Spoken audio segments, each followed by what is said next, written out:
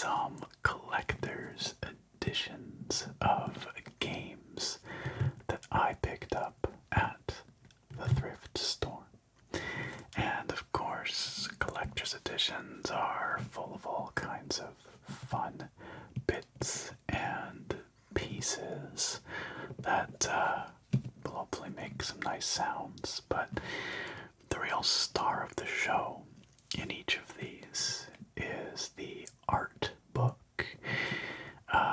These collector's editions that we're going to see today each come with a beautiful hardcover art book, which I'm sure is full of lovely artwork. And that'll be the focus today. I really enjoy paging through art books like that in these kinds of videos, but we'll check out all the other stuff too, just for fun. I think I mentioned, but I've got 3 of these today, and they're all Blizzard games. There's Diablo 3 here, and then the Diablo 3 Reaper of Souls expansion, and then Starcraft II, Legacy of the Void. I guess they were someone's collection and they just donated them to the thrift store. I got them for $10 each, which is, well, as you'll see, they're not complete. They don't actually have the game discs, which is a little bit silly that I'm buying games without the game discs, but the other stuff in there is pretty cool, especially those books. And it's all like sealed, still in shrink wrap. So, and for $10, even if it's just for the art book, that seems like a pretty decent price to me. So that's the plan today. Nothing too complicated, but I should let you know that this video was selected by this channel's supporters. This is in fact the supporters choice video for May 2024. Now I know by the time you're watching this it will technically be the beginning of June, but it is the May supporters choice video. So a big thank you to our supporters at the Foos and Foos Road tiers who voted in this month's poll. And if you, dear viewer or listener, would like to support this channel and get some fun perks while you're at it, well, you can find some links down below in the video description to my Patreon or my YouTube memberships. There are 3 different tiers, each with some different perks. I'm sure you can find one that is right for you. And at the Foosro and Foosro tiers, every month you get to vote in a poll to select the topic of a video on this here channel. So this was the one voted for by our supporters this month. Big shout out to them once again. Alright, so I'm starting, like I said, with the Diablo III Collector's Edition. This game came out back in 2012, May 2012, and I remember that specifically because I actually have another copy of this. I bought the collector's edition for this game when it released, and I remember it was in May because I was off traveling with some friends and my brother in Greece and Turkey in May of 2012, and so I wasn't at home to pick up my pre-order, like my physical collector's edition, from the game shop, and so I had to ask my mom to go pick it up for me, so that they didn't, give it away or whatever, sell it to someone else. So yeah, this is technically my second copy of the Diablo III Collector's Edition, but my primary copy is somewhere in my parents' basement, I guess. And but it is complete. You know, it has all the bits and pieces. This one's missing a few, as you'll see. Anyway, these collector's editions are all really kind of lavish ordeals. They've got these beautiful boxes. It says, of course, Diablo III on the front. Collector's edition. Collector's edition up here at the top. Blizzard Entertainment down here. Rated M for mature, because despite what the the game's detractors would tell you, it is still a pretty grimdark kind of game, although there was a significant change in art style from Diablo II to Diablo III. I didn't mind the art style of D3 so much. I thought it actually looked pretty nice, but I did have other problems with the game at launch. Although those eventually got sorted out more or less as well. And I did end up playing quite a lot of Diablo 3. Really nothing to see around the back here. These kind of like these motifs on here, which are actually like embossed slightly. They have a bit of texture to them. I'm not quite sure what they're supposed to be, but they remind me of sort of some of the stuff you see in the angelic areas of the game when you're in heaven. So maybe that's what they're inspired by. And the way this collector's edition opens is like this. This whole top half comes off.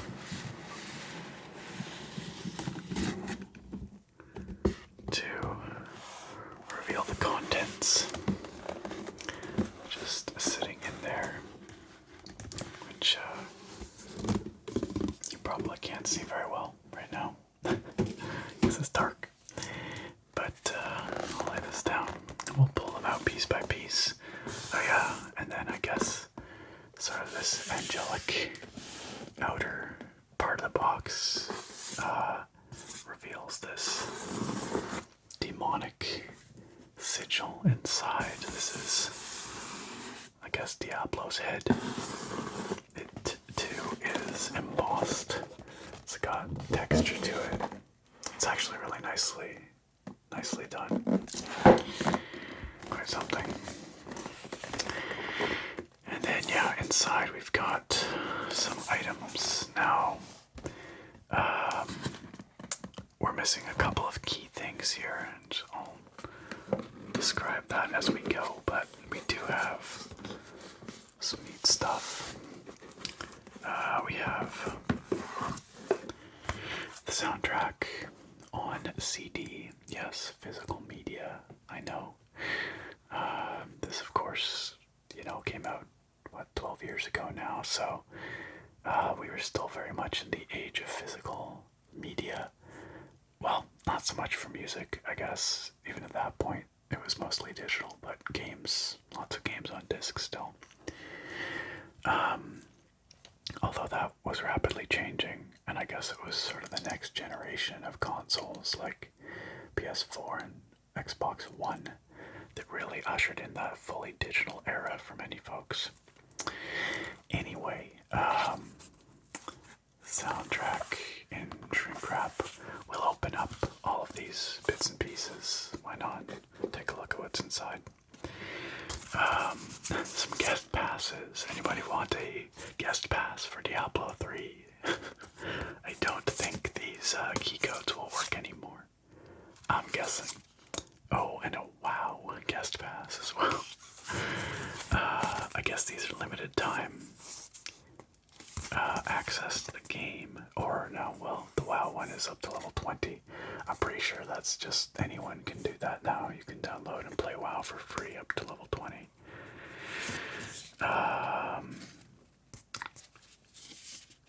It doesn't actually say what the restrictions. Oh, here we go. Guest account allows you to play Diablo 3 for free up to the Skeleton King. Alright. Leoric in Act 1. Yeah. I remember when the beta for Diablo 3 came out. That's as far as you could go as well. Anyway, they're kind of neat. They're nicely produced, you know, for something that's so temporary. Put a gloss on there. They make nice sounds.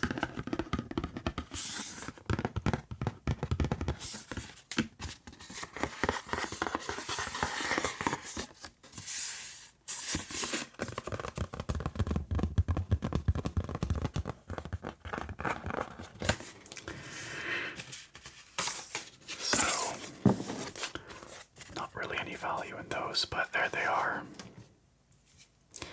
And then we also have a behind the scenes disc here, or pair of discs. I think it's both a DVD and a Blu-ray. You know, I don't remember if I ever actually watched these. You know, even back when I bought it. I'm sure they're interesting. It says here, director's commentary, world design interviews, gameplay discussions, and character creation round tables. If I had a physical disc player hooked up to my projector, maybe I would watch these. I don't, although I could. I could go get my Blu-ray player out of the closet. Maybe I will. I'm sure they're interesting. And I guess this was at that time where, you know, it was sort of still transitional from DVDs to Blu-rays, so that's why they've got both disc types in there. And then we have this. Now, I'm gonna just control your expectations right now. Curb your enthusiasm. There's nothing in here. It's an empty box, but in the you know, the complete collector's edition, this would contain a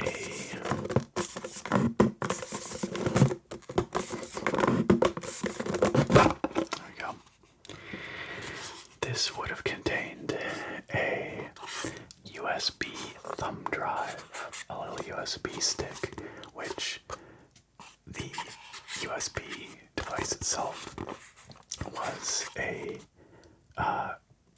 soul stone, the one like you know, from the game that the Rodrim used to capture the primevals, and that the protagonist of the first Diablo shoves into his forehead. One like that. And then this was like a head of Diablo.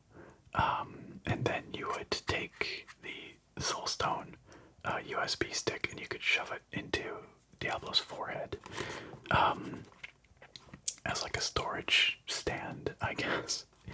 Honestly, it was pretty goofy. It was kind of a silly idea, but it was also kind of fun. I know I've got my version of this somewhere. Again, probably in my parents' basement, but not here. Otherwise, I would show it to you. But the neat thing was it came with a copy of Diablo II on the stick. So if for some reason you had not played Diablo 2 but were buying the Diablo 3 Collector's Edition, well, I guess you could then play Diablo 2 as well. This was, of course, many years before Diablo 2 Resurrected came out. These days, D2R is definitely the way to play Diablo 2. D2R, Diablo 2 Resurrected, is a phenomenal love letter to that game. A spectacularly faithful and beautiful recreation, modernization of that game.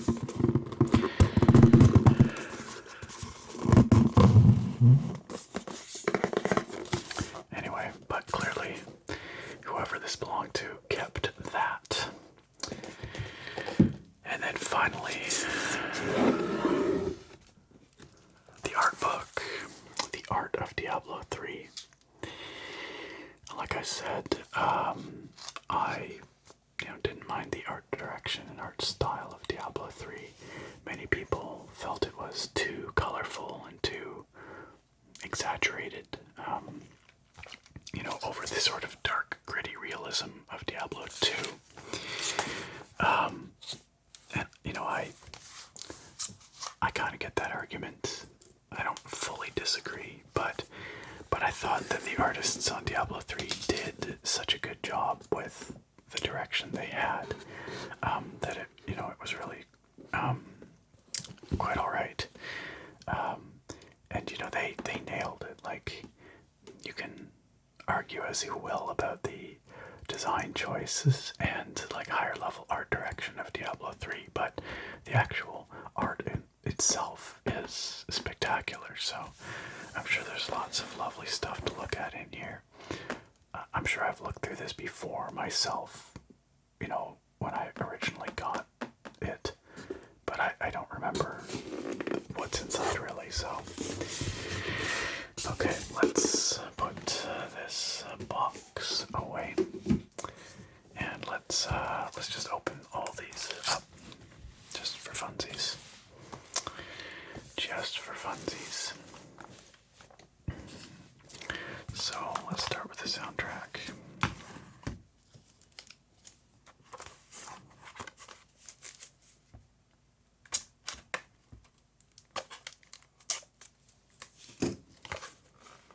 The Diablo 3 soundtrack was good. I liked it. I still do like it. But I liked it too. And it was very much more orchestral than the Diablo 2 and especially Diablo 1 soundtracks. Much more grandiose. But I guess it suited the scale of the game pretty well. And, while I did like it, I would say it was not quite up to par with Diablo 2 and Diablo 1. Those games were, scored by Matt Ullman, or Ullman, I'm not quite sure how it's pronounced, truth be told, but he is just brilliant. And the Diablo 2 soundtrack remains to this day one of my favorite game soundtracks of all time. It is truly just incredibly well done, incredibly iconic. But the Diablo 3 soundtrack was pretty good too, if not quite up to that level. Matt Ullman was slightly involved with this Diablo 3 soundtrack. He played the guitar and maybe composed or contributed to the writing of the New Tristram track 3 there, which you hear right near the beginning of the game. It very much has the Tristram guitar vibes that you would want. And it's nicely done. So here is the soundtrack. It says here, Diablo 3. 20 years ago, when mortal heroes vanquished the Lord of Destruction, the Archangel Tyrael sacrificed himself to destroy the corrupted World Stone. That was the end of Diablo II, A Lord of Destruction. Now a mysterious comet has fallen on New Tristram. The dead have begun to rise, and dire prophecies warn that the end times are at hand. Yet hope endures, for new heroes have resolved to challenge their dark destiny. These are the songs of the eternal conflict, the seductive call of demonic corruption, the implacable thunder of angelic wrath, and the growing courage of humanity. Evil has returned to the world of sanctuary. champions will stand and fight even in the face of terror. It's corny, but I love it. It's really corny.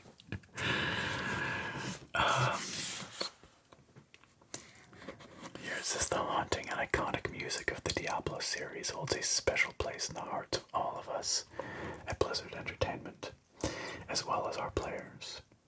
In Diablo III, the palette of timbres and melodies has expanded from sanctuary to the roiling cauldron of the hells, and to the very gates of heaven. We sought a sound as timeless as the eternal conflict itself, and one that would contrast with Blizzard's other sonic worlds. To this end, we began paying homage to the eclectic mosaic of guitars, flutes, and small ensembles which greeted players outside Tristram 15 years ago. 15 years ago at the time that this launched, which of course was 12 years ago now. That means that the original Diablo is getting dangerously close to its 30th anniversary. That's unreal. That game is still very good too. So here's the game, or the soundtrack disc. It's got some demons and a barbarian on it. And Diablo, I guess, hanging out in behind. Looking very spooky with some skulls. I'm trying to figure out if there's I think there is something in here. Little, yeah. What is this? That's the butcher.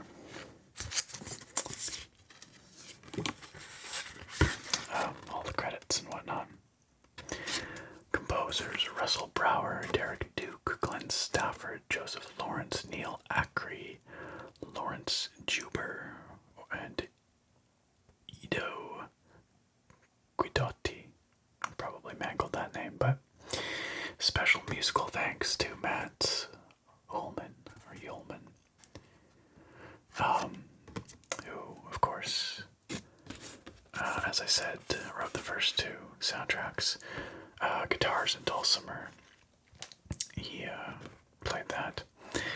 A lot of these guys, like Russell Brower, Derek Duke, Glenn Stafford, Neil Acree, they are, or were at least, Blizzard stalwart sort of in-house composers. They wrote a lot of the music for the World of Warcraft and its various expansions, Starcraft games as well. Really talented composers. Fun story: Russell Brower follows me on Twitter. I honestly don't know why. I followed him one day because I thought he was cool, and he followed me back, so that's neat. Shout out to Russell Brower. Maybe you're a viewer. I have no idea. But, probably not. But yeah, they did a good job with the soundtrack for sure.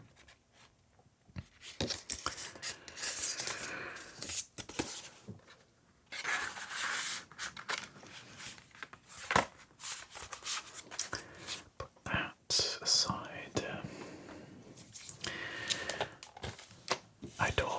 I said earlier that the art books were going to be the star of the show here, but here we are, lavishing attention all over each piece. I can't help it. It's just how I roll. But I'll try and spend a bit more time with the art books.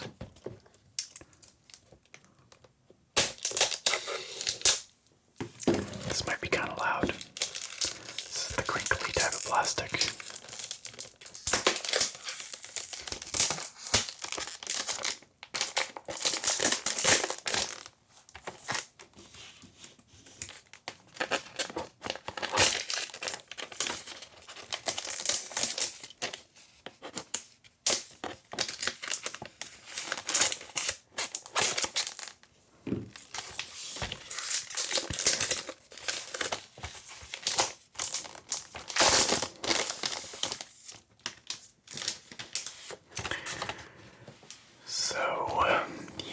is the case for the behind-the-scenes stuff. We took a look at the back briefly earlier. It just says journey inside the gates of Blizzard Entertainment and meet the teams behind the creation of the Diablo III experience. This collector's edition 2-disc Blu-ray DVD combo contains over an hour of bonus features, commentary, interviews, and trailers, including those things we mentioned earlier. On the front, this is Leah. She's a main character, an important character in Diablo III.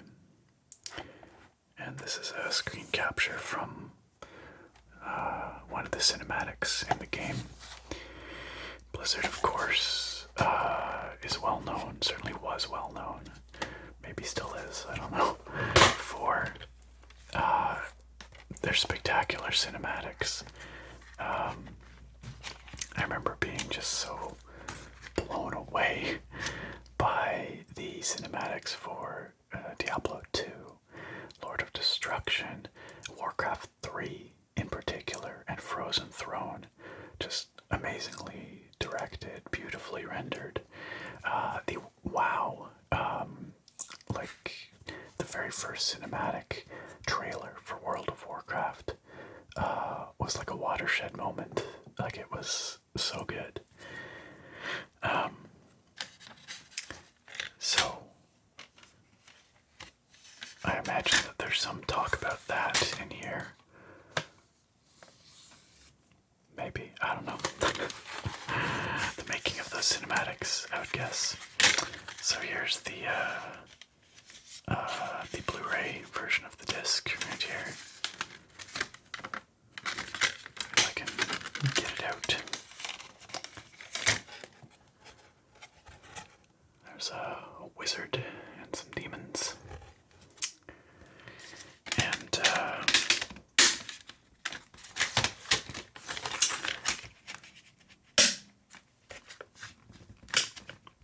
this does not want to come out. There we go. There's the DVD version. It's a witch doctor and some demons. I'm sensing a trend here. And there's a little insert, which I imagine must also contain credits. Indeed. Yeah, cinematics. Project participants. Lots of people. Look at all those cinematic artists. It takes just such an enormous number of people and an enormous amount of talent to make such cool stuff.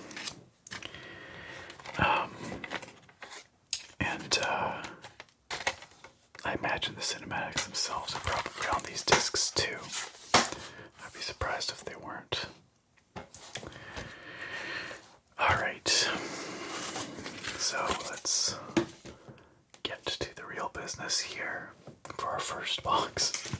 This is maybe a slightly more ambitious video than I had planned, but it might be long, and that's okay. I, out of curiosity, just looked to see, if people were selling these books on eBay, and of course they are, but, they're going for 20, 30, 40 bucks, depends. But new in plastic like this for 10 bucks, plus all that other stuff, I think that was a pretty solid buy.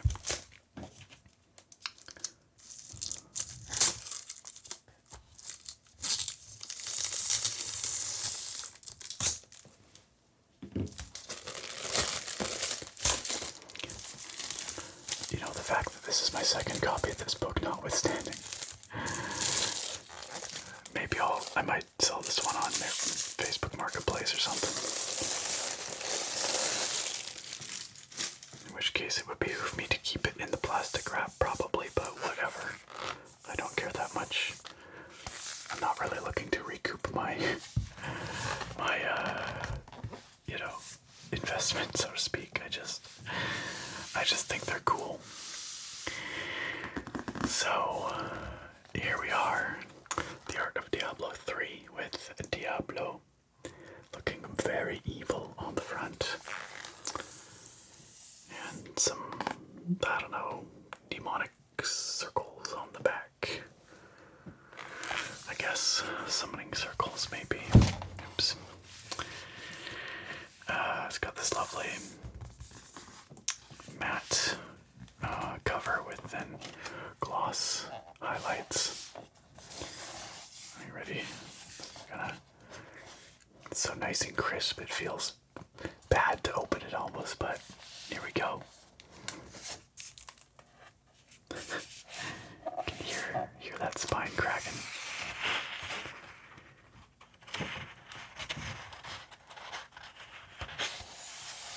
Neat texture on here, pattern. It's like semi-iridescent, actually, like this golden color has a little bit of a sheen to it.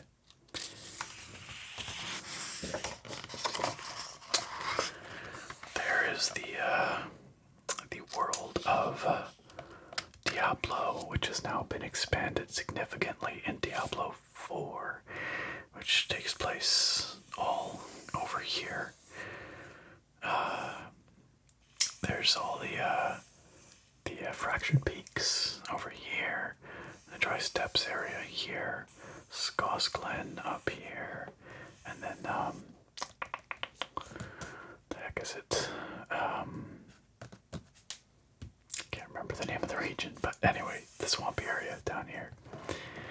And I believe the first expansion for Diablo 4 has actually been confirmed to be set in the jungles around Kurast. So we'll head south, I suppose. But most of Diablo 3, I guess, well, some of it takes place around Caldeum, some of it's in Westmarch. Where else? I'm just trying to think. Oh, some of it's up Bastion's Keep around Ariat Crater.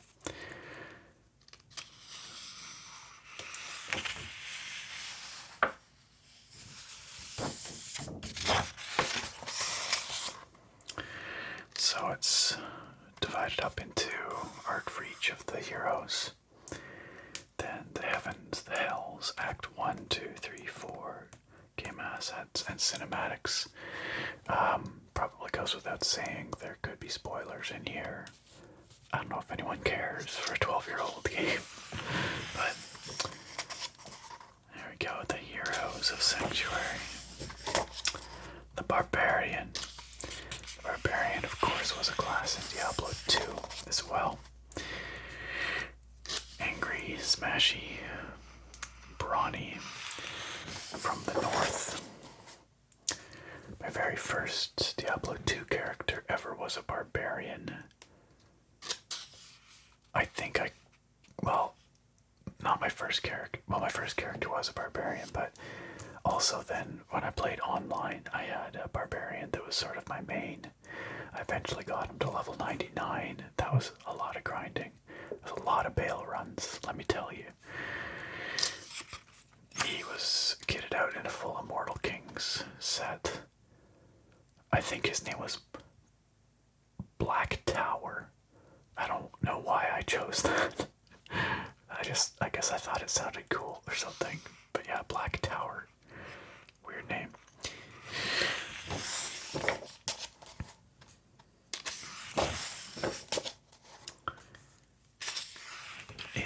In Diablo 2, the classes were gender locked. So you could only play a male barbarian. In Diablo 3, you could finally play a female barbarian. And of course, the barbarian returns in Diablo 4. And you can customize your characters a fair bit more in Diablo 4. The Wizard. So the Wizard was a new class added to Diablo 3, replacing the Sorceress from Diablo 2. The wizard has once again been supplanted by the sorceress class in Diablo 4. I like the wizards in Diablo 3 though. They had this kind of a little bit of Asian flavor to their design, which I thought was really neat. The wizards come from the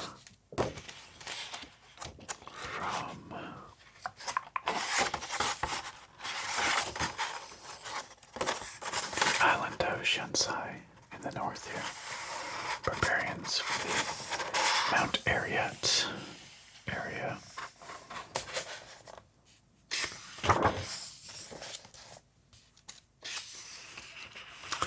It says here we made them clean and crisp, combining heavy metal and cloth to really hit that upper echelon elite class. Yeah, I would say they hit that pretty good. They feel very fancy. The wizard really has a rock star quality that allows the colors and shapes to be more defined. Yeah, they have a fun visual design. The Witch Doctor was another new class added to Diablo 3. Very cool, pretty different. Kind of filling the role of the necromancer in being a minion master, but then they did eventually add the necromancer to Diablo 3 many years later as DLC, so but this is really cool kind of tribal vibe and some really neat spells and spell effects, magic.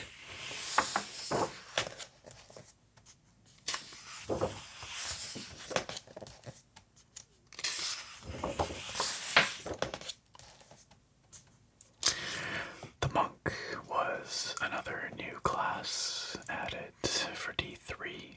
Did not appear in any other Diablo game, actually, as far as I know.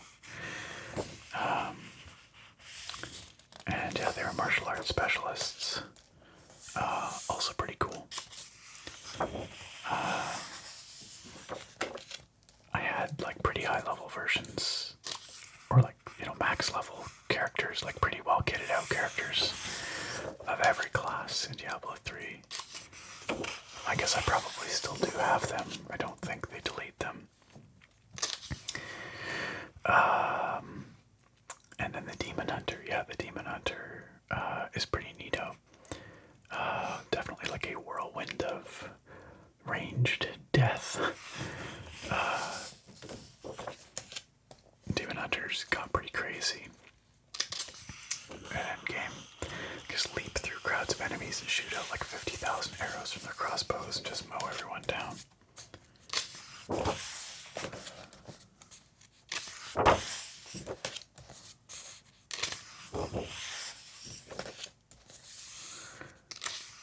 For the Demon Hunter, sexy was a word that we focused on. Yeah, sure. I guess I can see that. They wear a lot of leather,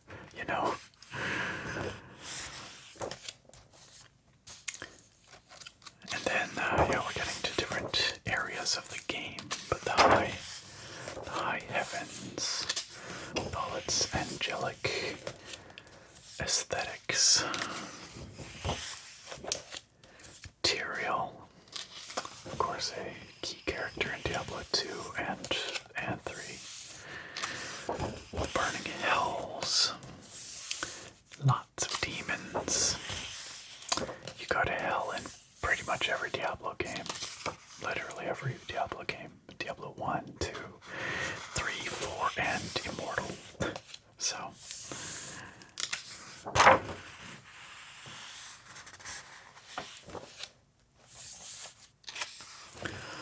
lots of spooky looking demons.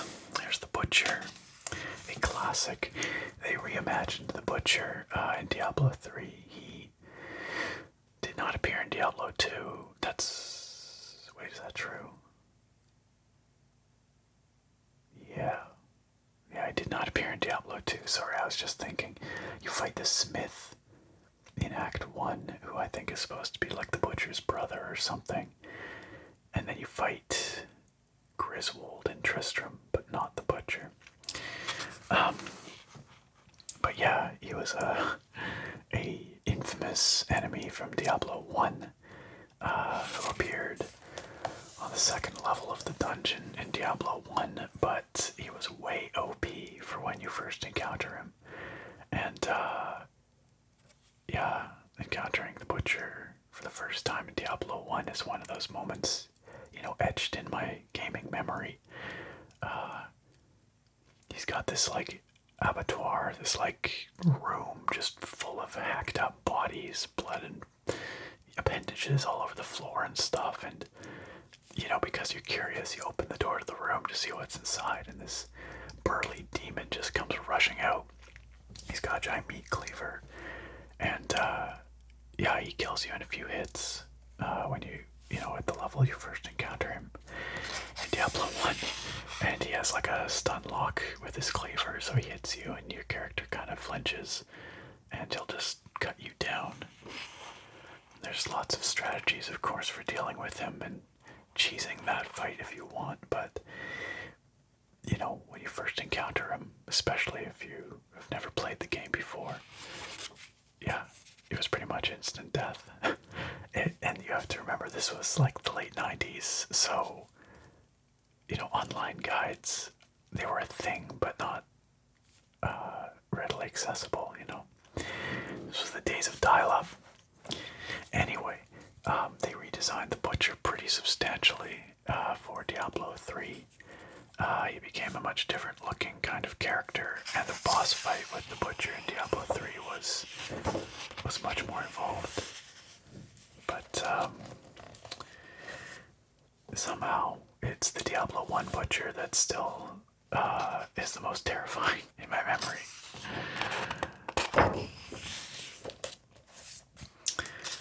King Leoric of Act 1. Lots of spooky village vibes, medieval spooky.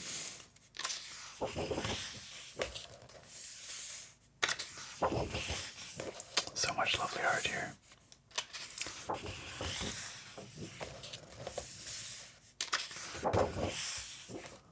I know I'm going through it pretty fast, but it's a necessity, or else we're never going to get through these other two boxes in one video. This is Act 2. Now we're into called the desert areas.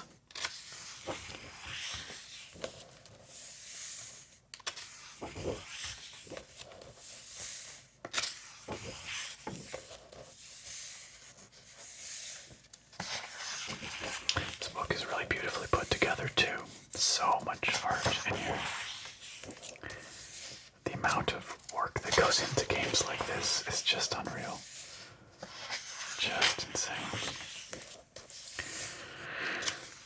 We're still in Act 2. Now Act 3, this was like Bastion's Keep area in the Ariat Crater. So you're fighting your way through a giant fortress that belonged to the barbarians. And then eventually you make your way to hell. Lots of pretty spooky looking stuff. A succubus, you fight a lot of those.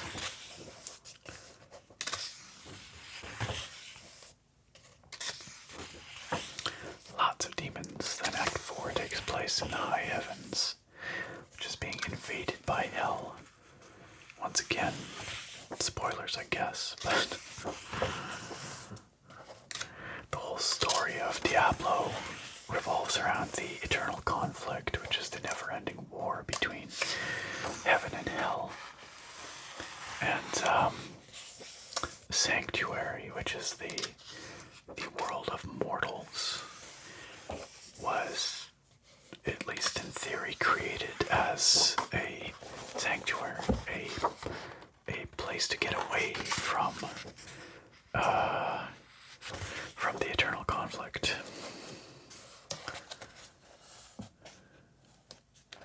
That didn't go so well. It turns out they just keep fighting over Sanctuary. lots of game assets here showing different armors for the different classes. These are the actual in-game models, of course. They're a bit less exciting. I mean, they're cool, but, you know, you can just see them in the game. Weapons, and enemies. No cinematics, so there's Leah, like I said. Lots of screenshots from those cinematics. Really well done. I mean, the story of Diablo 3 itself is but the cinematics were great.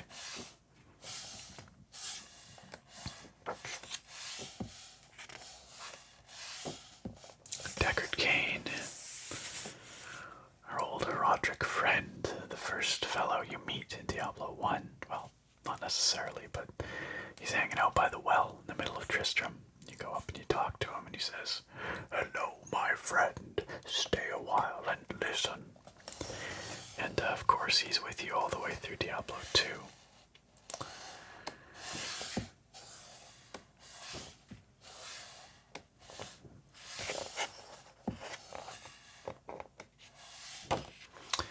And the art team credits. And that is that. Obviously, if you wanted, you could spend a lot more time looking through there, enjoying each piece of art and reading all the little bits and blurbs they have in there. But for now, I'm going to put this aside and we'll move on to the next collector's edition, which is the Diablo III Reaper of Souls expansion. And here it is, the Diablo III Reaper of Souls expansion. This came out about 2 years after Diablo 3, so in 2014. And some might argue that Diablo 3 wasn't a very good game until Reaper of Souls, not because of the extra story stuff that it added. It adds a 5th act to the game, but rather because of much of the other stuff that came with it. There's a big loot overhaul around the time of this expansion, which did make the loot a lot better. And there was, lots of changes to the end game. They added bounties and rifts, like greater rifts and stuff. And that was when the game really clicked for a lot of people, I think, myself included. And I sunk a ton of time into Diablo 3 after Reaper of Souls. I spent a lot of time grinding greater rifts. I think I even hit a scoreboard at one point with one of my friends. I think we hit the duo wizards scoreboard very briefly at the beginning of one of the seasons. Anyway, but yeah, Reaper of Souls did a lot of great stuff for the game. The box itself, of course, looks pretty familiar, I imagine. It's a very similar design to the base Diablo 3. And it's funny in retrospect that they have this lavish collector's edition for an expansion, when these days, the very concept of an expansion is kind of quaint, right? Like, these days we call it DLC, I suppose, and, it's all just downloadable, right? But back in the day, expansions were physical things that you would buy, and Blizzard in particular really liked to make lavish editions of their expansions. The World of Warcraft expansions were the same way, of course. Maybe they still are. I don't know if you could buy fancy collector's editions of the later era WoW expansions, but it wouldn't surprise me if you could.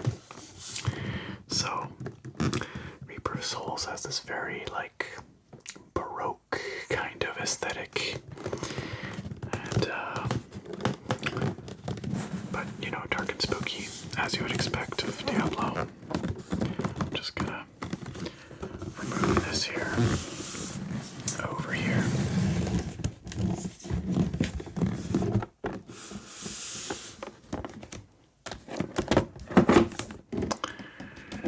So it's the same two-piece design as the base game, and instead of revealing Diablo, when you lift off that top portion, it instead reveals Malthael. Malthael, the Angel of Death, who is sort of the primary antagonist of the expansion, Act 5. And inside we have a similar collection of things. Let's take them out one by one. Oh look, a soundtrack. And a behind the scenes disc set. And a guest pass, actually several. Once again, unsurprisingly.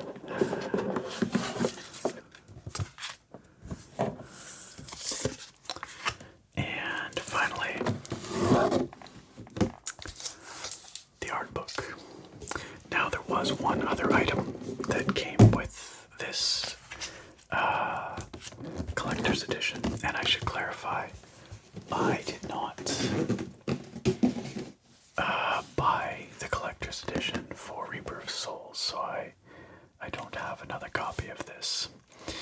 But the other item that came with was a mousepad. A Malthael mousepad, which, I don't know, that's a pretty lame pack-in, I guess.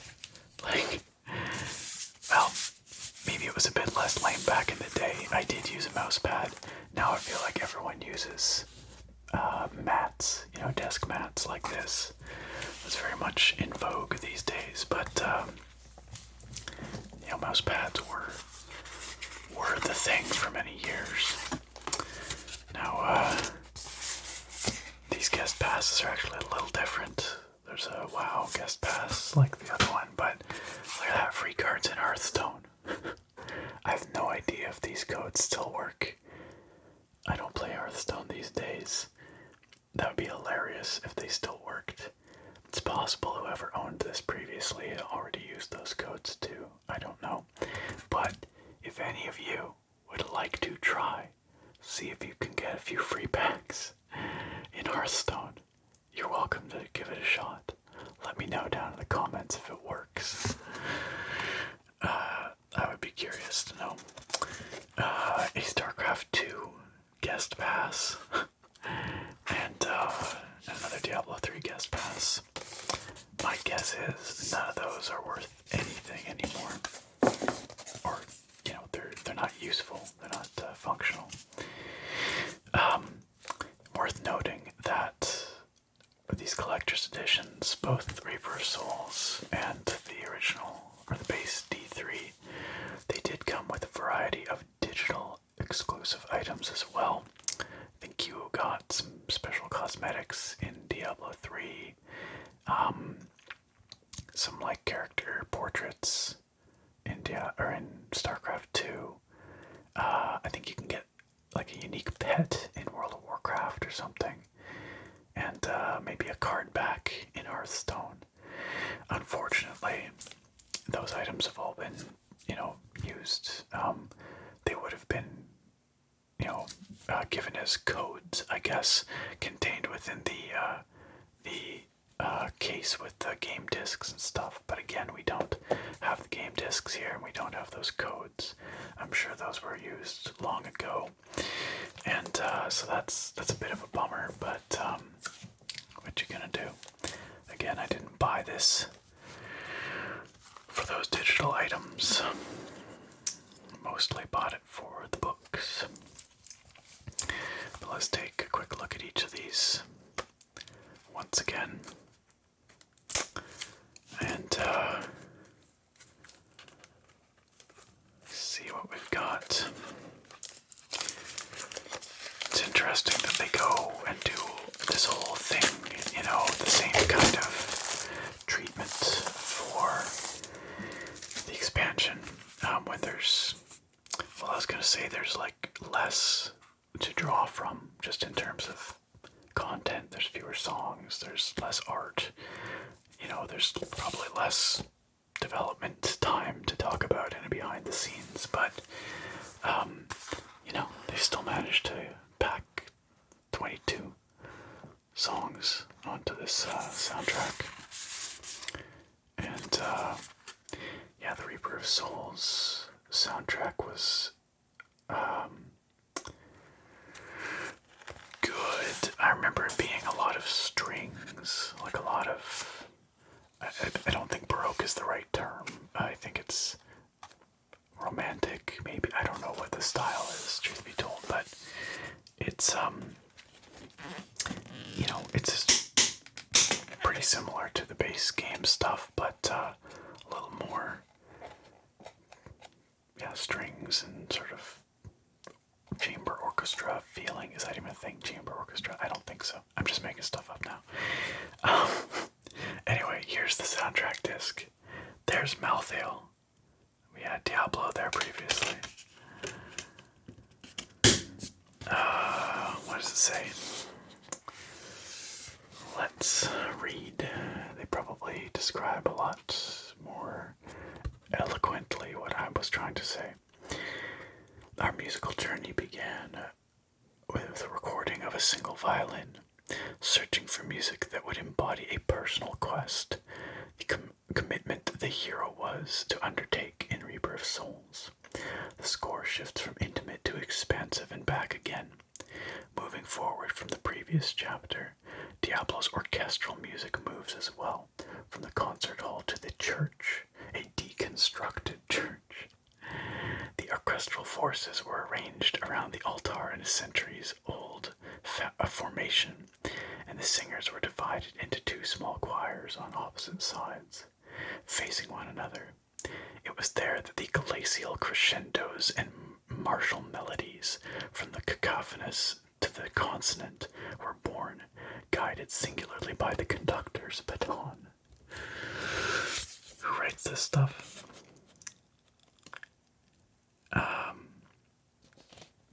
Sure, let's read this as well. This continues.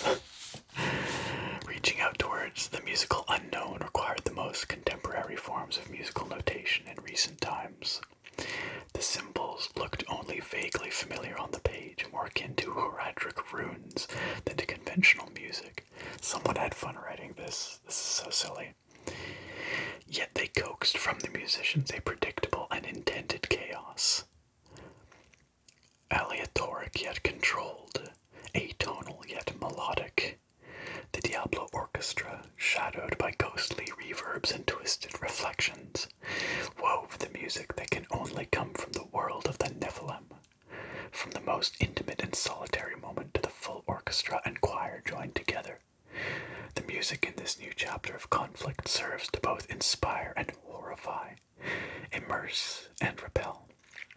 This latest score captures the darkness and light of humanity, and so the music is rooted in both the sacred and profane. It is a testament to contradiction, a melodic manifesto of paradox. Yeah, whoever they had doing the copywriting for this just went for it. I think they did a pretty good job of it. Like I say, it sounds like they had fun.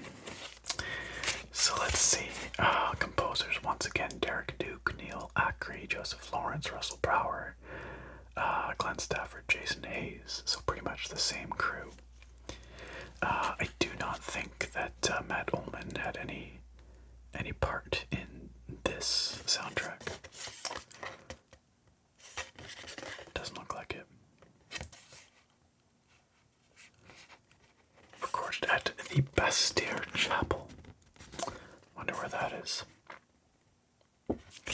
Might look it up after this, just out of curiosity.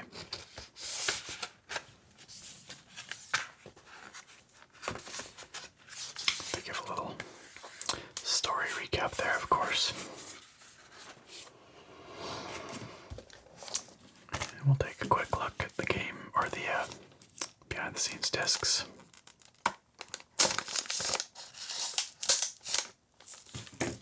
Once again, this might be a bit loud, sorry.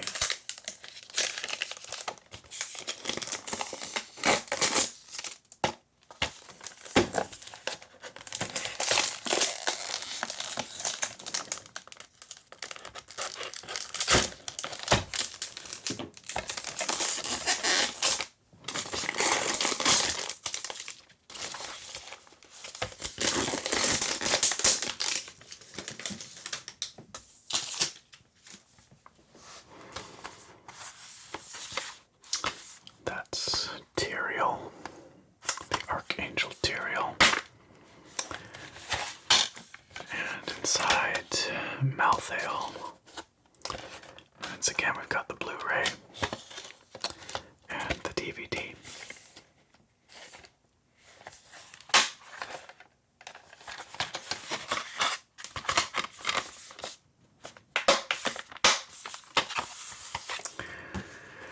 And finally, the book once more.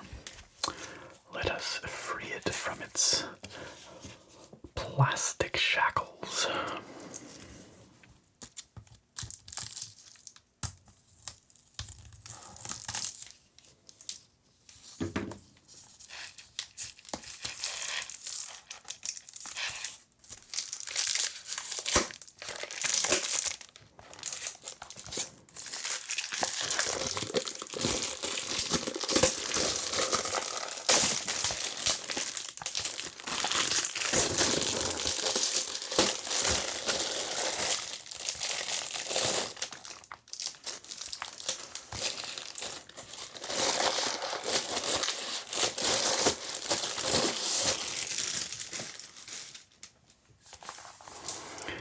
So it's definitely a little bit thinner than the base game book, but you know, still feels substantial. On the front, we have Malthale with his big sickles, his signature sickles, and again, it's embossed, so we get some nice relief as well as some nice foil accents. It's really nice looking. Beautifully presented.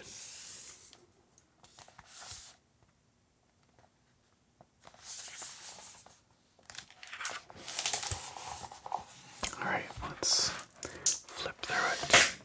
Ooh. Crack.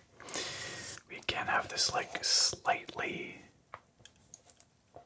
iridescent, almost kind of print, but this time in silver.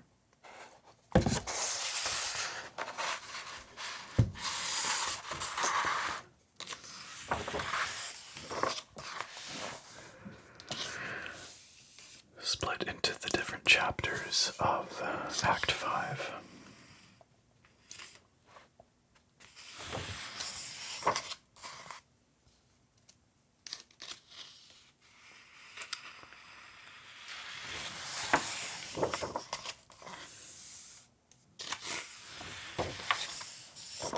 The Reaper of Souls expansion also introduced the Crusader class, which was sort of the heavily armored class that was missing from the initial release of Diablo III.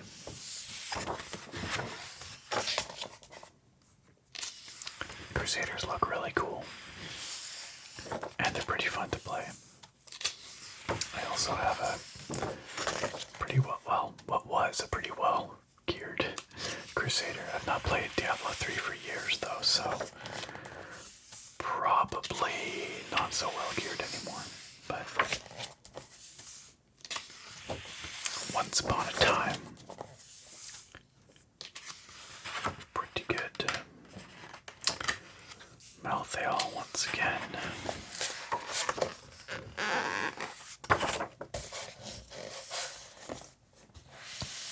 It says here with Reaper of Souls, I think we're taking Diablo back a couple of steps to kind of honor what we did with Diablo II. We have a dark feel that's more gothic in nature and very grim, said Matt Ryan, environmental artist. Yeah, it was a little bit more,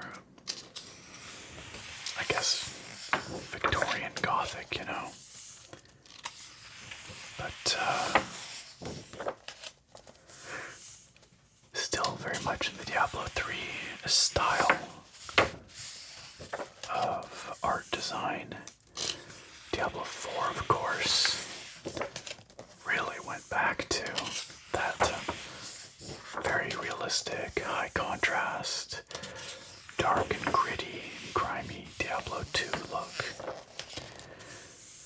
Diablo III was definitely brighter, more colors, more sort of soft look. Yeah, it's like not watercolory, that's definitely the wrong term, but like softer palettes, not so high contrast.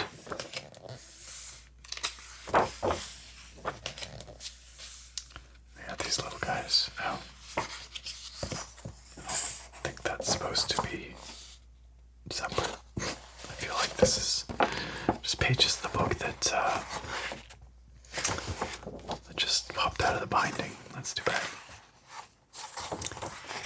But, oh well, what you gonna do? Yeah, the whole bog area, the boggins, I remember that.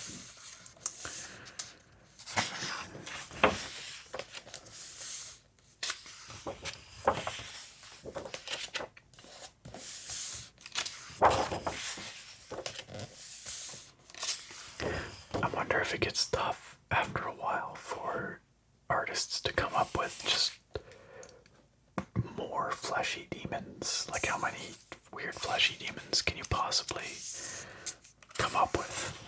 I feel like eventually you just run out of fleshy demon ideas.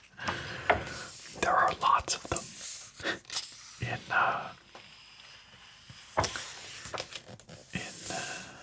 the Diablo games. The Witch Adria. Yeah.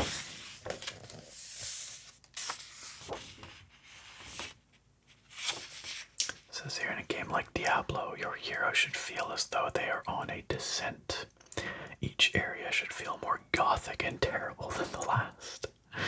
Things should get more horrible in a way you didn't think they would. I guess. I suppose that's, well, I wouldn't say that's always the arc in a Diablo game. I mean, that's very true to Diablo 1, where you just go deeper and deeper through crypts and catacombs and caves and end up in hell. But Diablo 2, well, you also end up in hell, but the expansion was a little different. I don't know. I think the general trajectory is a little more varied than that. Diablo 4, similarly. Oh yeah, these guys were cool. It's like a big rift beast. You defeat it, and then it most of its body goes below the earth, and it leaves this portal open on the surface, and you can go in there. And it's pretty neat. Cool concept.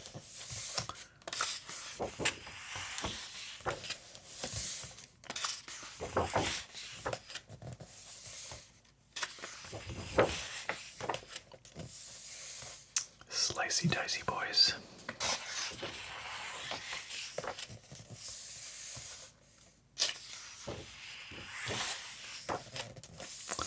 And then there's Malthael.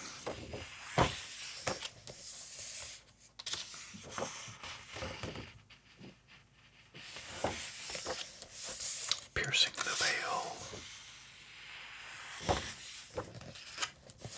Oh, I thought this was based off the chapters of the Act, but maybe not. I don't even recall if the Act has chapters exactly. I think it's just, I don't remember, but this looks like it's a section all about weapons and equipment.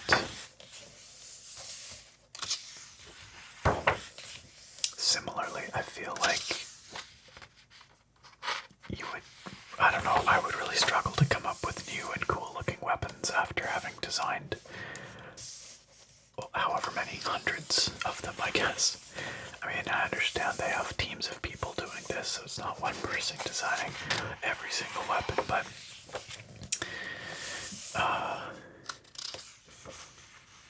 even still, just having to come up with unique things, having to look through what others have designed and try and make sure what you're coming up with is distinct. Oh, interface elements, that's cool. Yeah, the interface in Diablo 3 was actually quite lovely. It had sort of a stained glass aesthetic, as you can see over here. They really leaned into that. I thought it was a pretty nice UI.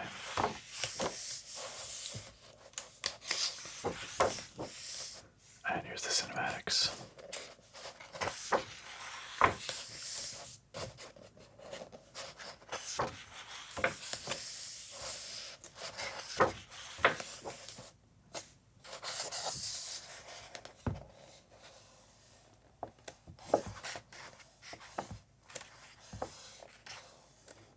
It's neat to see sort of the 3D versions of the environments, like the mock-ups of the environments they use in the cinematics.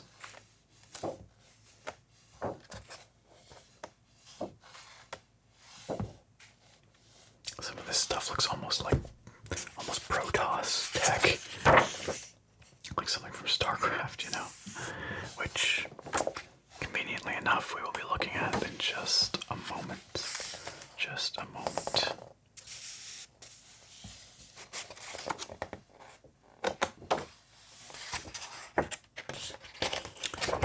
And all the art team.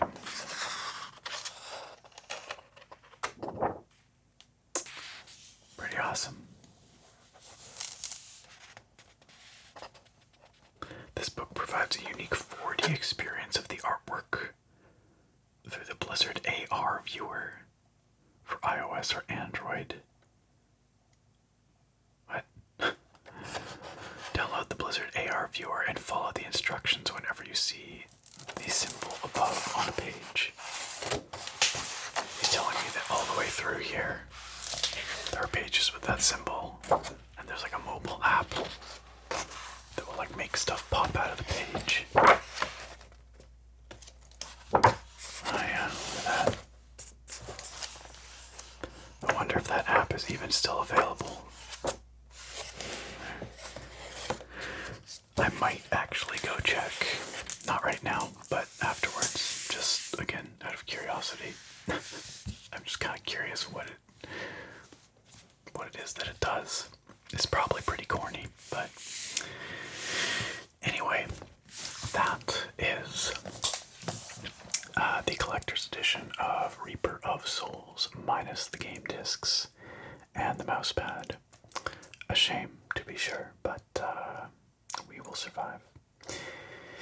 Alright, last one. We're going to take a look at the Starcraft II Legacy of the Void Collector's Edition.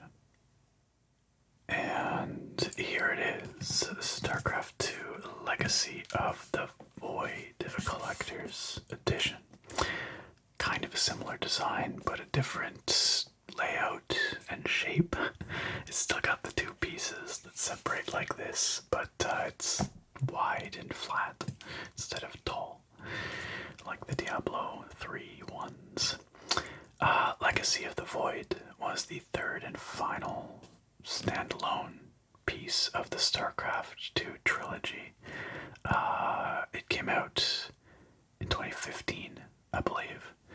And it followed Heart of the Swarm, which was I think 2013, and then Wings of Liberty, which was the original release for StarCraft II, which came out in 2010.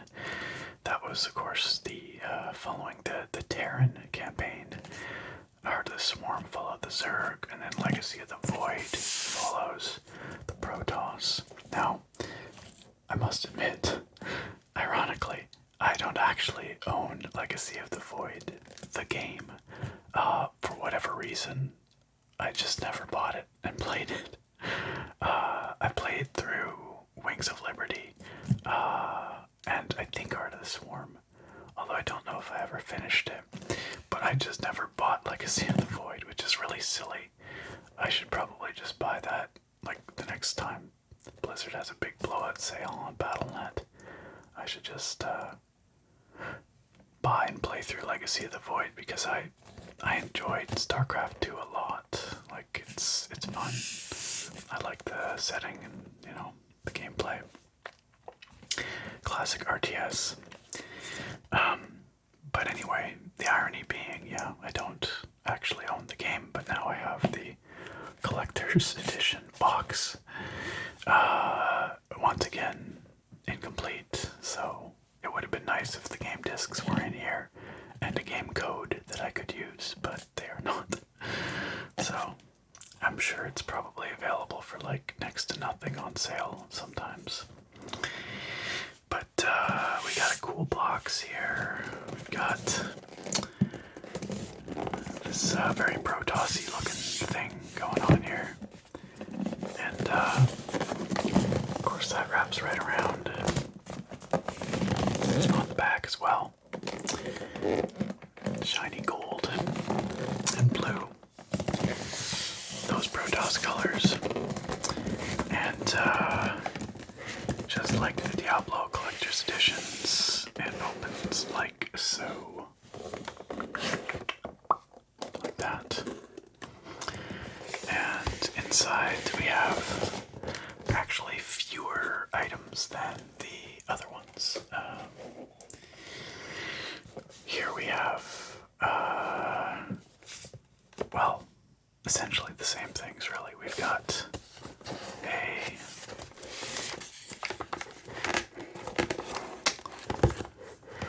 soundtrack. We've got a behind-the-scenes DVD and Blu-ray combo once again. And we've got this very cool-looking field manual. Now this, I think, is a look at sort of Starcraft all across the ages, not specific to just Legacy of the Void. I think it shows sort of tech and, aspects of Starcraft, more broadly. But we'll have to open it up and take a look. And evidently this is a special edition of this book. You can purchase it separately, like standalone. That's called the Infantry Edition. This is the Veteran Edition. I don't know what the actual difference is, but it's supposed to be a special version of it. So we'll take a look at that in a second, but let's do as we do and take a look at these other items here.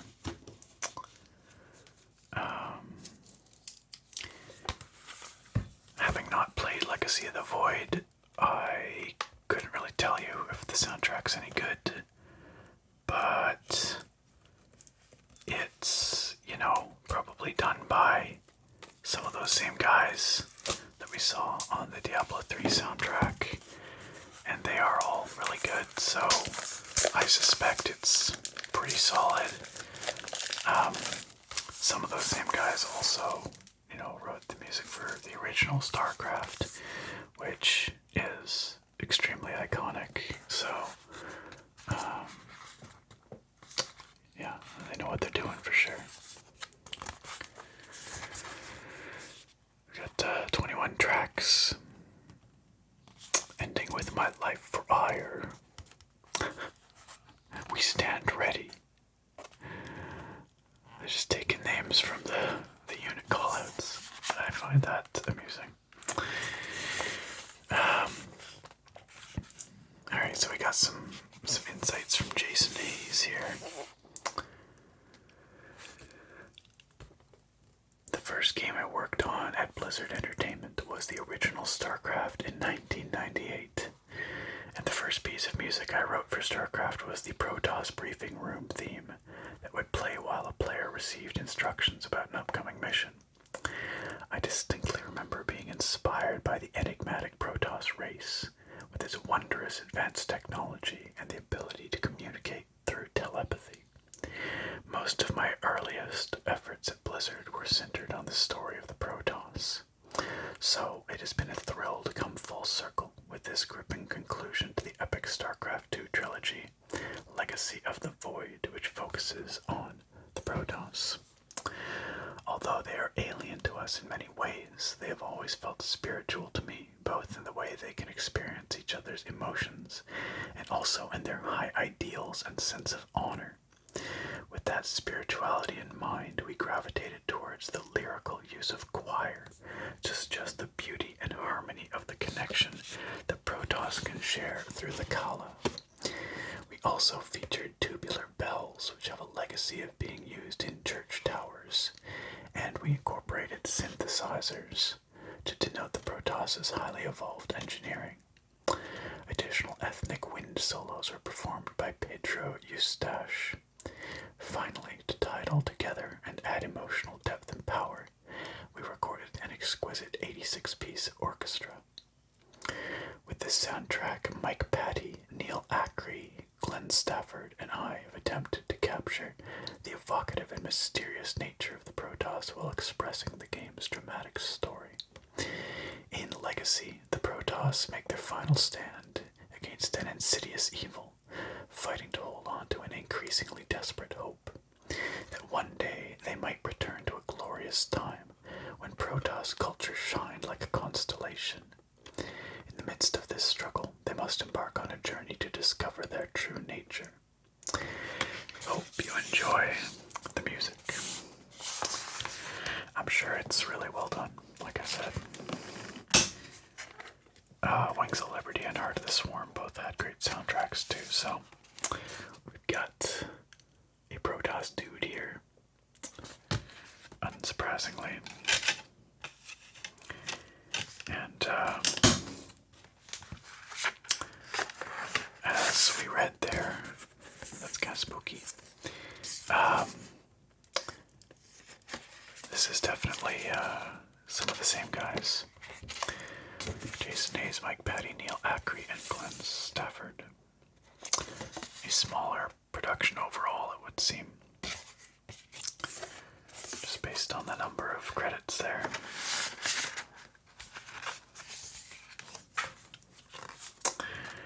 So there's that.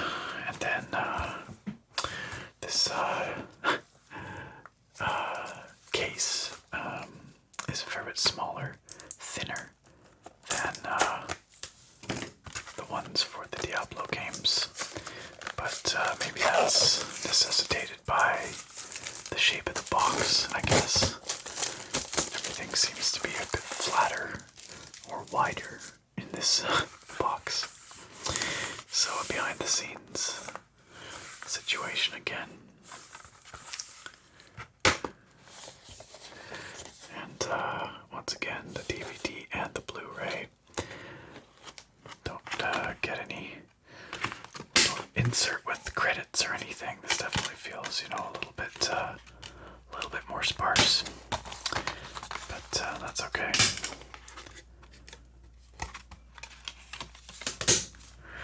Lots of Protoss guys.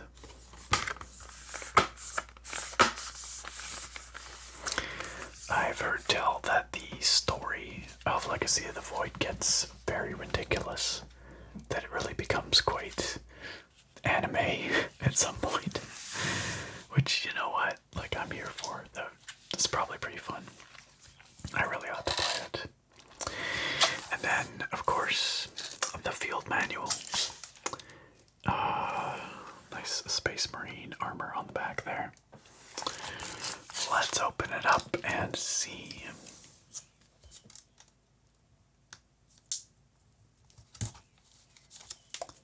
You can probably hear the birds outside. That means that it's very late, or early, as the case may be. And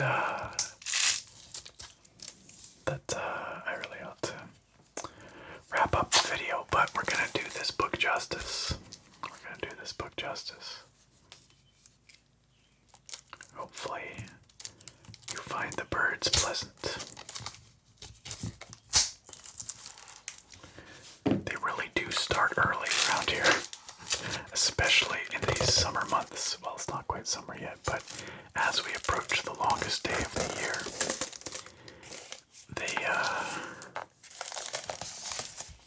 they get going very early because it gets light pretty early.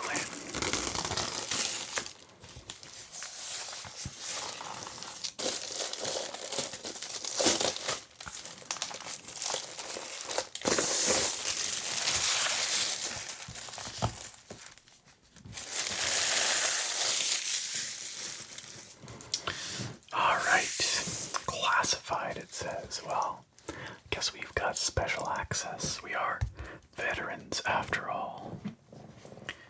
Classified, do not distribute.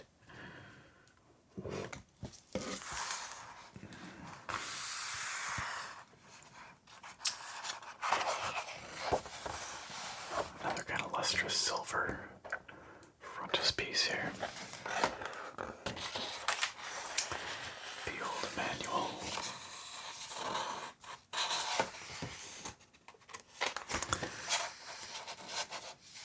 A note from the commandant. It's kind of fun. It's all done up like it's a Terran field manual, I guess, and it's detailing both the Terran forces and their opponents and allies, I guess.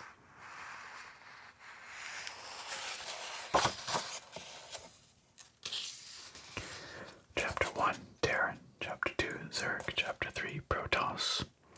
A supplementary tactical codex. Oh, that's a fun piece of art. I like that a lot. It's got kind of a propaganda poster vibe. It looks like the manual has been, vandalized slightly by, I don't know, some poor, space marine or somebody who's, gotta, read the manual, I guess. I don't know. Some attitude going on here. In renouncing the old tyranny and reshaping a new dominion, His Imperial Majesty Valerian and the Senate have truly established the most enlightened and least corrupt governing body in known history. Yeah, we'll see. You know when they tell you it's the least corrupt, it must be. I mean, how could it be anything but?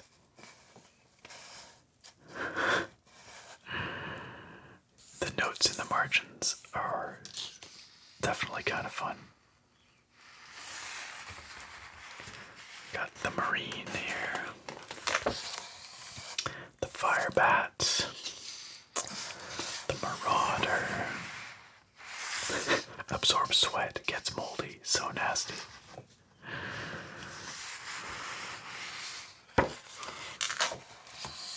It does seem like, again, whoever put this together had fun with it.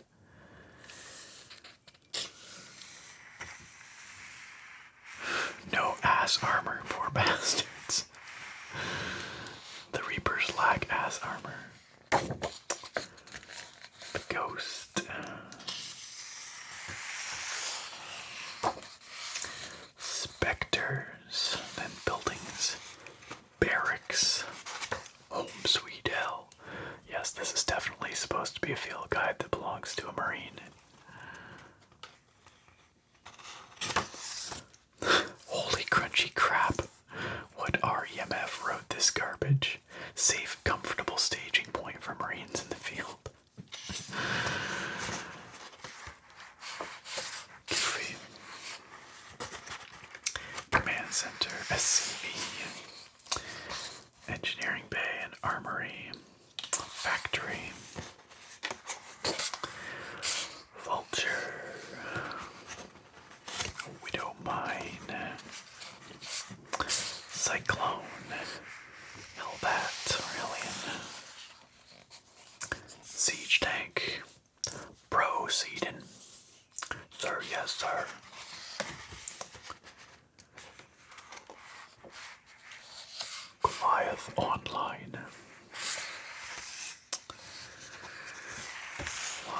stuff. The Thor. Starport, the Viking. I really enjoy Vikings in Starcraft II. Way back in the day, shortly after Wings of Liberty launched, I played,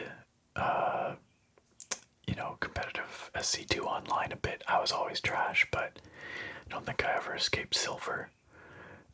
But I had like a rush strat where I would rush to Vikings and then jump into their backlines, destroy their production capacity. Battle cruiser operational.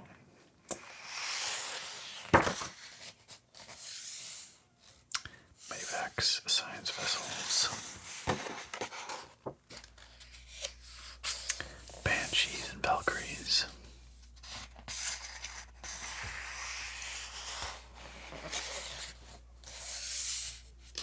Wraith and Raven.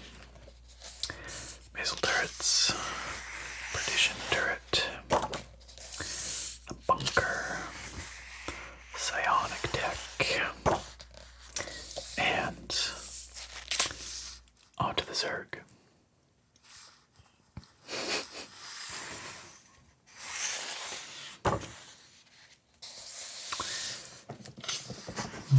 Gross, squishy, and organic compared to all the metal and tech of the Terrans.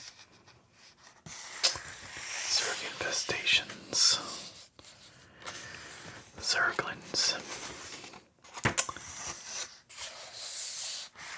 Banelings.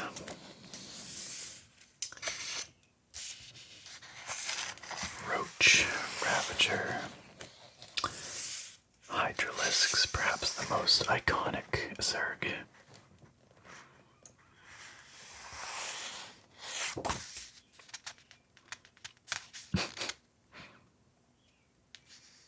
Serrated mandibles feature a bite force measured at 5,000 psi. Who measured that?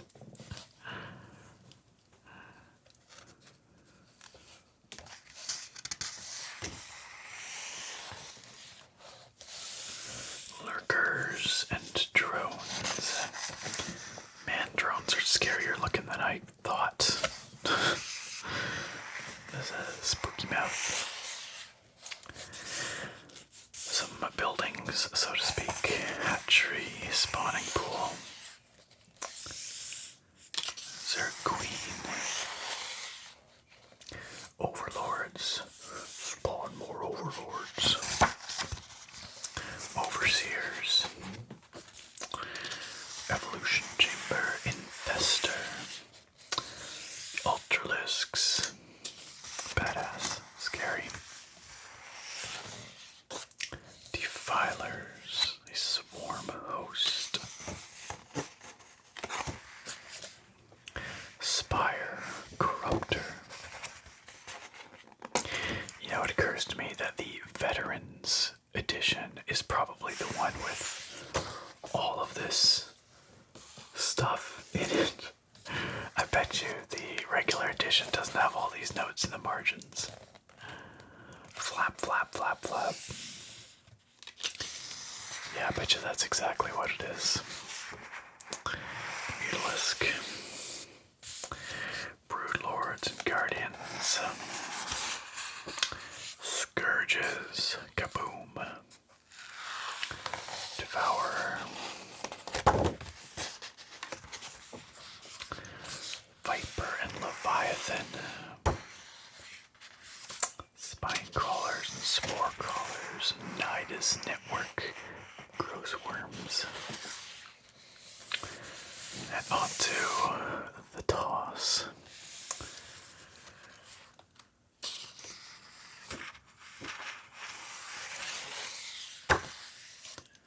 Psionics. Protoss zealots. I run directly into machine gun fire for ire.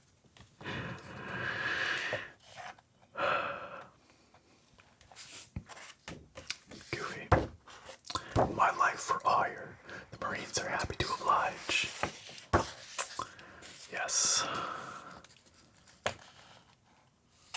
I hope it hurts every time they get their oil changed. This is pretty goofy. Pretty goofy. Dragoons are real creepy. Once again, maybe I shouldn't run directly into machine gun fire again.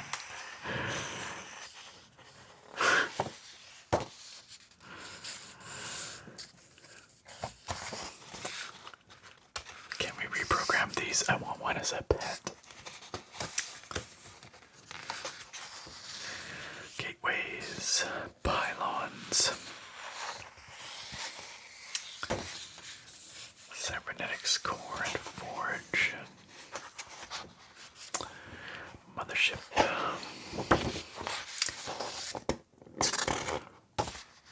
Dark Templar,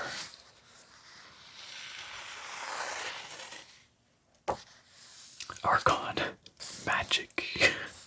Just call it magic. It's totally magic. It's basically magic.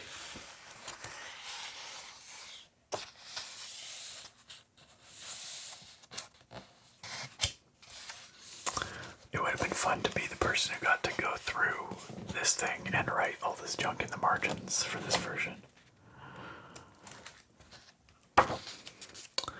Immortals and Reavers.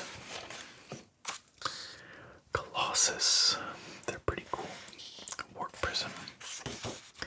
Observer and Stargate. There's so much in this book. This is crazy. Like, there's an outrageous amount of writing and so many sketches and pieces of art. All these schematics, you know. Scouts and phoenixes. Shield battery. Adept. Like, this would have been, yeah, another tremendous amount of work to create. Photon cannons.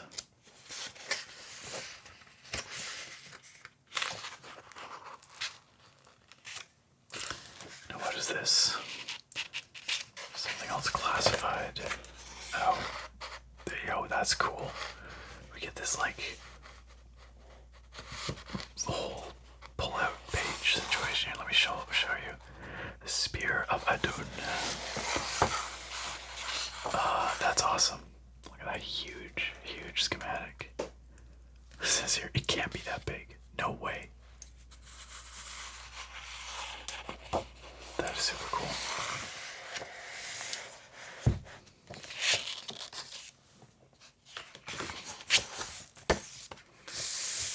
Supplemental Tactical Codex. Supplementary Tactical Codex.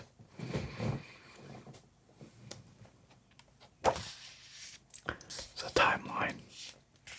All kinds of information. Unit scales. Oh, that's fun. You can see everything relative to everything else size-wise. The Colossus living up to their name. Big ships. Turns out battlecruisers not that big, relatively speaking. They got a big laser though.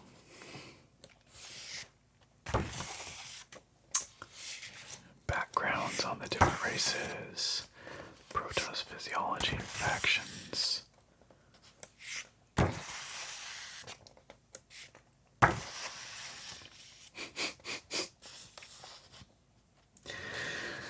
DMC pre-deployment self-evaluation. In the new spirit of concern for the common soldier's well-being and personal engagement in the readiness process, His Imperial Majesty Valerian and High Command have commissioned a new assessment tool for frontline soldiers, a self-evaluation based on measurable and quantifiable criteria. This is pretty good.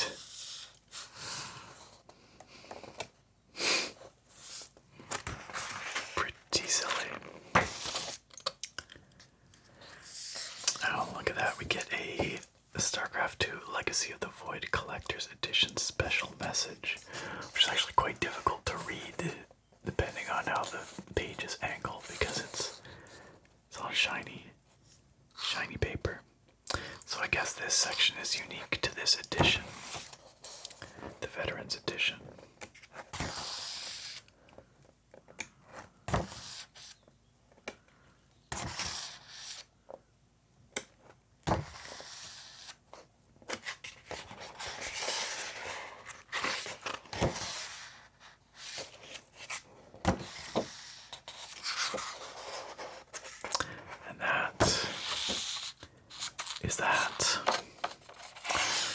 That was a lot. This book is pretty huge. What the heck is this? Oh, we get a poster or something.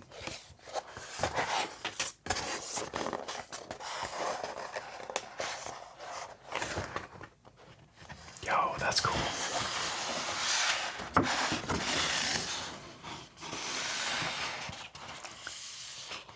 That is actually really sweet. Huh. It's a Protoss mothership schematic. All done up like the other entries. But on like a blue drafting paper kind of situation. Huh. That's fun.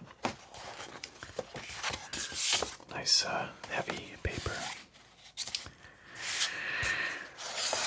And now if this were a complete collector's edition, we would also have a mousepad. But of course it is not. The mousepad was taken from us. That's alright, I think we'll manage once again. And you know, the game discs and digital extras as well, you know, missing. But again, for $10, I think that's worth it for the book alone. Such a cool book. Really, really well done by the looks of it. I'm going to spend some more of my own time going through these and just soaking it all in because they're pretty fun, pretty fascinating. Do you guys think we'll ever see another Starcraft game? Like a core series Starcraft game? Like, will there ever be a Starcraft III? I don't know. RTSs fell out of style pretty hard after Starcraft II. Not that it was Starcraft II's doing, mind you, it's just the way the market went and the trends went. People seem to, the shift started long before Starcraft II, really, but everything sort of in that style shifted towards MOBAs. And the classic RTS kind of died off. There are still some out there, but they're pretty niche, mostly indie things. The heyday of the RTS has certainly long passed. Used to be that they were the, one of the biggest genres out there between Starcraft and Warcraft and Age of Empires and all that. But the times do change. They do change, and I don't know that we'll ever see, a big AAA RTS ever again. But hey, if it ever does happen, if we ever get a proper Starcraft 3, I will be there for it. And my friends, thank you for being here for this video. I do hope you enjoyed what we looked at here today. It's funny, even though this video is going to be very long indeed, I still feel like we barely did these things justice. It would have been nice to spend more time reading some of the stuff in these books and, spend more than a second or two on each page, but I do what I can. But hey, I hope you enjoyed this. I hope you saw some neat stuff. I would like to thank once again our amazing supporters who voted for this as an option for this month's video. And, or for this month's supporters choice video, I should say. I'll talk more about our supporters in just a minute. At the end of the video, I always give our Fusro tier supporters their special shout outs, so you'll hear that in just a second. But anyway, I very much appreciate their support and their participation participation in this video. I hope you found it interesting.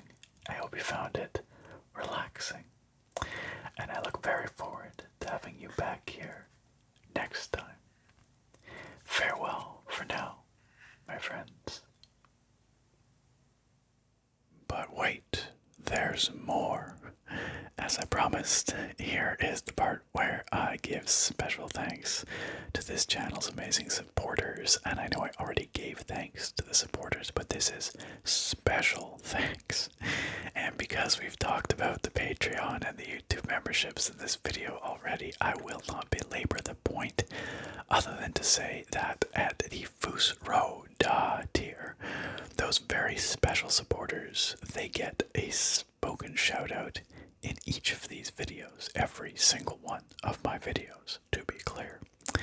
And it is my great honor to shout out those fine folks right now, starting with Drummer Britt, Odin Son, K Time, Jake Luffney, Smitty, Captain Vanquisher, and Ragnarsson. Top-notch folks, those. I really, really appreciate them, along with everybody that you see here. And I'd also like to give a big shout out to our newest member over on YouTube memberships. Please welcome Kai Jukebox. Kai Jukebox, thank you so much for your support, for signing up for the memberships, and a welcome to the supporter crew. Final plug here. If any of you viewers or listeners are interested in supporting, would like my eternal gratitude, and would like to get some fun perks while you're at it, please consider checking out the links down below at the top of the video description, just like these awesome people did, and they signed up, and here they are. So big thanks once again to this channel's supporters, all the supporters that you see here. Thanks all.